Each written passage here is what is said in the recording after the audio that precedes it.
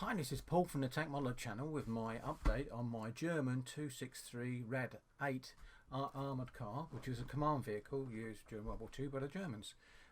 Very quirky build this so far, but anyway, first thing I want to say though is a big thank you to Charlie Mack for doing a dedication build to me. I'm really shocked because basically I'm not really a prolific builder on the internet with YouTube, but I do enjoy my modelling, and it was a surprise, and there's so many more modellers out there that deserved it more.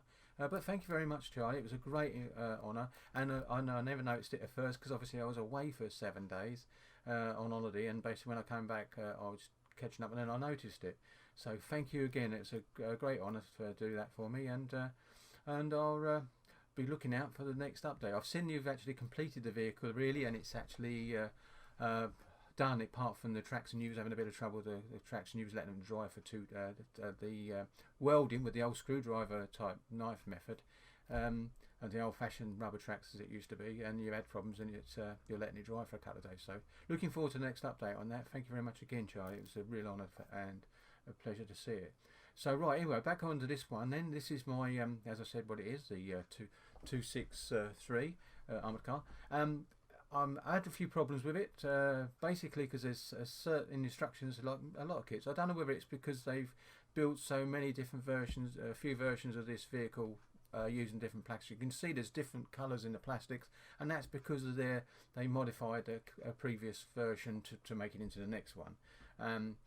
And they've done really well because most of the parts really fit well. But the underneath, the actual hull underneath, if I take this off now, I think I'll show you what I mean. You'll see a bit more on that. Is very fiddly, and I've shown it before.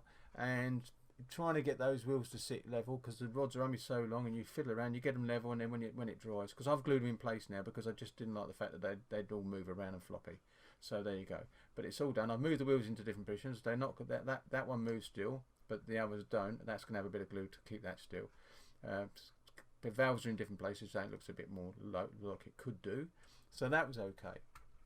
Now the insides of the vehicle are, it's very sparse. So I decided I'm going to be closing this up. I'm going to spray it all inside white anyway, and then do the seats and bits and pieces, and give the pedals a bit of rubber like it says to do. And then you can see the instrument panel down there. It's lovely, but the point is there's beautiful detail to see, but the trouble is the main focus of this vehicle is the radios and the map table, and it's just not there. So I'm not going to be worrying about putting any extra bits inside, because you're not going to see them because I'm closed it up. But my next one will have to have the extra bits because it's got the L24 gun, and it's an open top vehicle, so you can see down in it. But that's got a lot of detail, obviously, with shell case holders and God knows what. So interesting.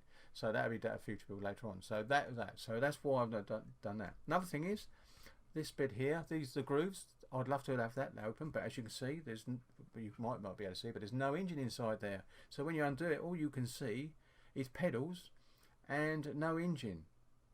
There is no bulkhead between the engine and the crew, so that bit wouldn't be there.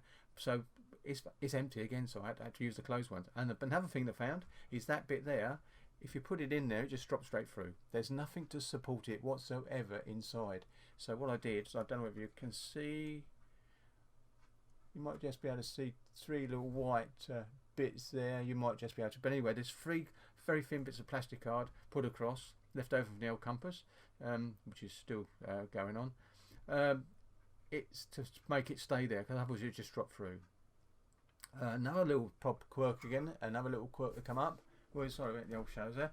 Is these hinges. I've done the rear hinges, but I was looking for the parts to do the other bit. Now I found parts exactly the same as that. So there's 2, so I'm going to use those. But if you go to the instructions, it's actually telling you to go to, where is it? Here we go. I've got it here. Hopefully this is not going to get in the way. It says here use K5 and K6, which is over the other side. You can see there. There isn't no K sprue in the kit, and if I just go to the rear to show you what I mean,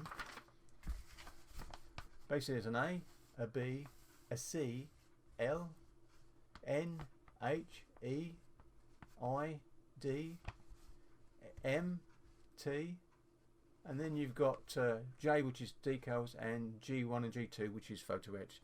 No K.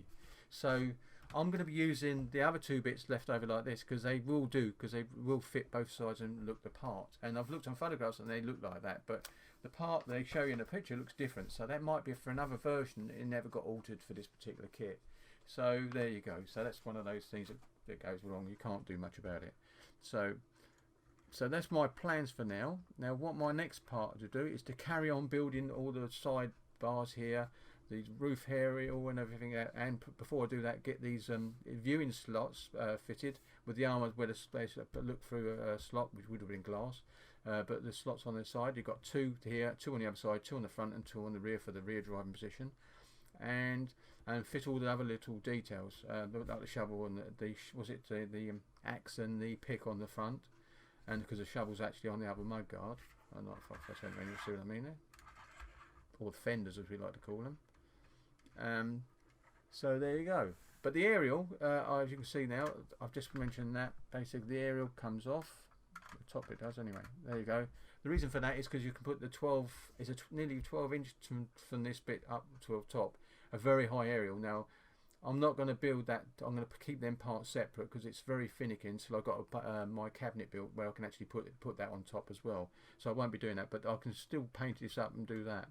Now the funny thing about it is when you paint it, like anything else, is the area when it extends, because there's a little wrench, there is a model part of the wrench in it, as you turn it around and this all escalates up. It's would actually be all sand colour for the connections, like you can see here, because they sprayed it when it was when it got to the Africa, before it went to Africa. It was a grey vehicle originally.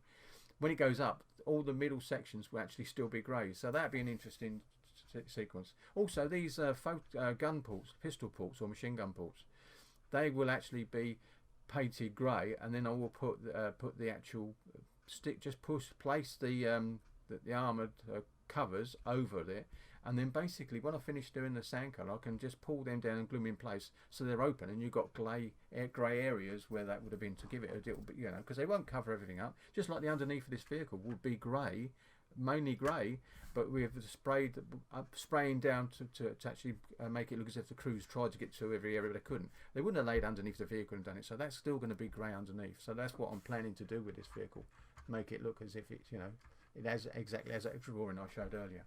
So anyway, that's my plans for now to get the rest of the vehicle. So you will see another short video, hopefully sometime towards the end of next week, with all these bits fitted, and then the actual mast, the actual bed area, as I call it, on the top, the framework, all in place, everything there except for the tyres. Obviously I won't have there, ready to paint, and then the next thing you'll see is it be painted and camouflaged a little bit after that. But this video would just be just to show that how far I've got for her, and to apologise for that. It's been over a week since I've been back, and I never done an update because other family and other things actually crop up, and you have to get on with things when you come back off on holiday.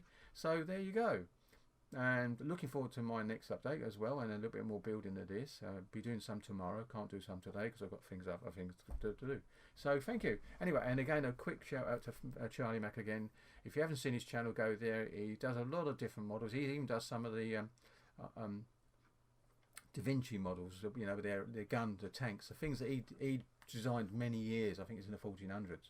So very interesting subjects, and he does a bit of everything, like I said, but he's a prolific builder, and just go and check his website out. And thank you again, Charlie, for the dedication.